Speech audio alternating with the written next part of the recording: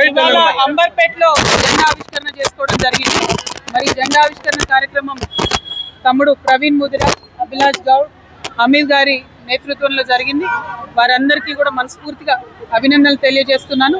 ఇవాళ అంబర్పేటలో ఎగిరినటువంటి జెండా ఫ్యూచర్లో అంబర్పేట నియోజకవర్గంలో, అదేవిధంగా జిహెచ్ఎంసీలో, అంబర్పేటలో అన్ని డివిజన్లలో కూడా బలంగా మేము పోటీ చేస్తాం, గెలుస్తాం ప్రజల దీవెనతోననే విశ్వాసాన్ని మేము ప్రకటిస్తూ ఉన్నాం.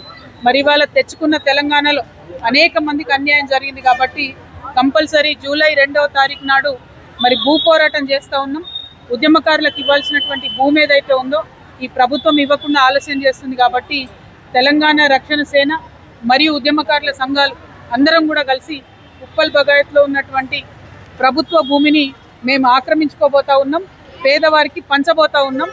కాబట్టి ఈ జూలై 2 భూ పోరాటంలో పెద్ద ఎత్తున ఆడబిడ్డలు, యువకులు, నిరుద్యోగ యువకులు ప్రతి ఒక్కరు కూడా పాల్గొనాలి. తెలంగాణ ఉద్యమకారులందరూ కూడా మీరు సాధించుకున్నటువంటి రాష్ట్రం, ఈ భూమి మీద మీకు హక్కు ఉంటుంది కాబట్టి పాల్గొనాలని చెప్పి కోరుతున్నాను. Thank you. జై తెలంగాణ.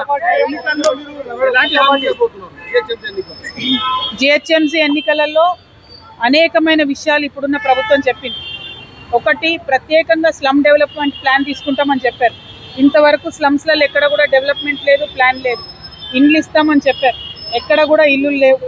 కనీసం స్ట్రీట్ లైట్స్ కావచ్చు, రేషన్ కార్డ్స్ కావచ్చు, కనీస అవసరాలు లేవు. బస్తీ దవాఖానాలు ఉండే, అవి పనిచేయడం లేదు. బస్తీ పబ్లిక్ స్కూల్స్ పెడతా అని చెప్పింది ఈ గవర్నమెంట్. జిహెచ్ఎంసీలో ఏ బస్తీలో కూడా నేను ఇంతవరకు పబ్లిక్ స్కూల్ చూడలే గవర్నమెంట్ది. ఉన్న గవర్నమెంట్ స్కూల్స్ క్లోజ్ చేస్తున్నారు, ప్రైవేట్ స్కూల్స్ ఫీజు తగ్గించడం లేదు. మరి వీటన్నిటి మీద ఓన్లీ టీఆర్ఎస్ పార్టీ పోరాటం చేసింది, స్కూల్ ఫీజులు తగ్గించాలని పోరాటం చేసింది. కాబట్టి జిహెచ్ఎంసీ ప్రజలకు దగ్గరగా ఉంటాం. మంచినీటి దగ్గర నుంచి, కరెంటు దగ్గర నుంచి, స్కూల్ ఫీజు దగ్గర నుంచి అన్ని విషయాల్లో పోరాటం చేస్తాం.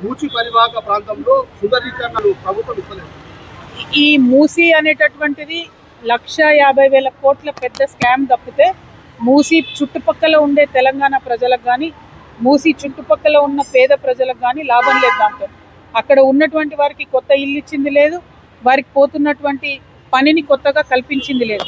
కేవలం సుందరీకరణ పేరుతోని రియల్ ఎస్టేట్స్ చేస్తున్నటువంటి ప్రాజెక్టు. కాబట్టి ఈ ప్రాజెక్టును ఎండగడతాం. మూసీ పరివాహక ప్రాంతం అంతా కూడా త్వరలో పాదయాత్ర కూడా చేస్తాం. జిహెచ్ఎంసీలో లేదు, ఇండిపెండెంట్గా ఫైట్ చేస్తాం, ఇండిపెండెంట్గా పోటీ చేస్తాం. మా విశ్వాసం ఏంటంటే మహిళలు, యువమిత్రులు అందరూ కూడా సంపూర్ణంగా మాతో ఉన్నారు. కాబట్టి కొత్త వారికి అవకాశం ఇస్తాం. రాజకీయాల్లో కొత్తగా నాన్ కరప్ట్ ఉన్న వాళ్ళు వస్తేనే ప్రజలకు పని అవుతుంది కాబట్టి ఇండిపెండెంట్గా పోటీ చేస్తాం. మాకు పాంచజన్యం అనేటటువంటి 5 ప్రధాన హామీలతో మేము ముందుకు వెళ్తా ఉన్నాం.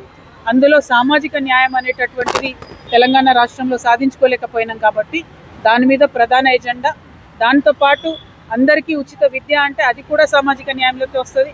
అందరికీ ఉచిత వైద్యం అంటే అది కూడా సామాజిక న్యాయం అవుతుంది. యువతీ యువకులకు ఉపాధి కల్పించడం అంటే కూడా సామాజిక న్యాయం అవుతుంది. రైతన్నలకు మేలు చేయడం కూడా సామాజిక న్యాయం అవుతుంది. ఓవరాల్గా తెలంగాణ రక్షణ సేన అంటే తెలంగాణ రాష్ట్రంలో సామాజిక న్యాయం సాధించడానికి పుట్టిన పార్టీ. దానికోసం ముందెళ్తాం. చాలా ఎన్ని అడుగుతావే.